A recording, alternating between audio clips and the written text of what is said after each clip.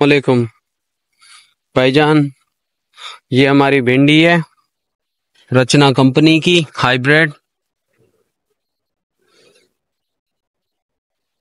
انشاءاللہ یہ 45-50 دن میں بھنڈی دے گی. ابھی اس کو کیڑا لگا ہے، اس کی دوائی لگا رہے ہیں ہم. اس طریقے کا کیڑا ہے جو پتے کو کاٹ رہا ہے، اس کو سنڈی بولا جاتا ہے.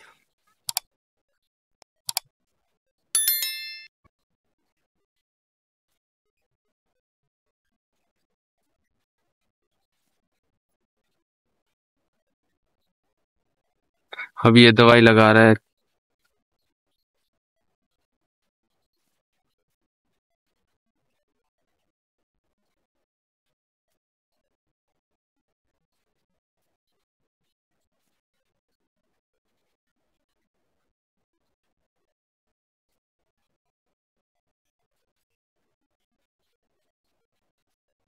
بارہ ایکڑ بھنڈی ہم نے کاشت کی ہے.